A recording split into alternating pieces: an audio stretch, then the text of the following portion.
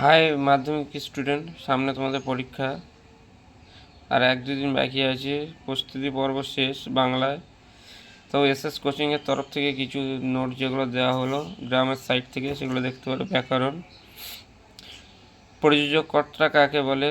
কর্তা যখন নিজে কাজটি না করে অন্যকে দিয়ে করিয়ে নেয় তখন সেই কর্তাকে প্রযোজক কর্তা বলে। উদাহরণ, মা শিশুকে চাঁদ দেখাচ্ছেন, এখানে মা হলো প্রযোজক কর্তা। আলাপ সমাজ বলতে কি বোঝো?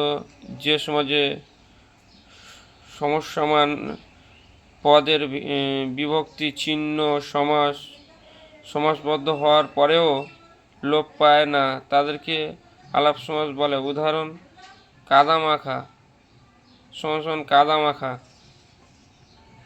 কর্মকৃত বাচ্য কাকে বলে?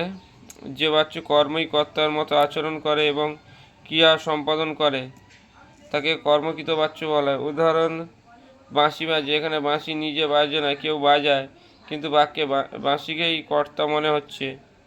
সম্বন্ধ পদ কাকে বলে? একে অকারক বলা হয় কেন?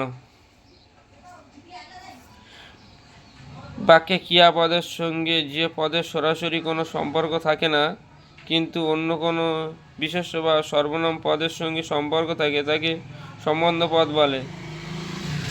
কারক হতে গেলে ক্রিয়ার সাথে সরাসরি সম্পর্ক থাকা জরুরি। সম্বন্ধ পদের সেই সম্পর্ক নেই বলে একে অকারক পদ বলা হয়। ব্যাসবাক্য সহ সমাস। কমন উদাহরণ, সিংহাসন সিংহ চিহ্নিত আসন, মধ্যপল্লবী কর্মধারের সমাজ, পঞ্চবটি পঞ্চ সমান সমান 5 বটের সমাহার, দ্বিগু সমাজ। দশানন 10 আনন, মুখ যার বহুব্রীহি সমাজ। উপকূল কুলের সমীপে অব্যয়ীভাব সমাস। নির্দেশক বাক্য কাকে বলে? যে বাক্য দ্বারা কোনো ঘটনার বিবরণ বা কোনো তথ্য সাধারণভাবে প্রকাশ করা হয় তাকে নির্দেশক বাক্য বলে। উদাহরণ, আজ স্কুল ছুটি থাকবে। প্রশ্ন উত্তরগুলো প্রথমে প্রশ্নগুলো ভালো করে পড়বে, প্রশ্ন কি বলতে চাচ্ছে সেগুলো বুঝবে, বুঝে উত্তরটা করবে। তাড়াহুড়ো করার দরকার নেই। একই প্রশ্নের অথবা থেকে অথবা দেখে প্রশ্ন উত্তর করবে, নতুবা একই প্রশ্ন দুবার লিখলে সময়ও নষ্ট হবে আর নাম্বারও পাবে না। ভালোভাবে মনোযোগ দিয়ে প্রশ্নগুলো পড়বে, প্রশ্নগুলো কি বলতে চাচ্ছে,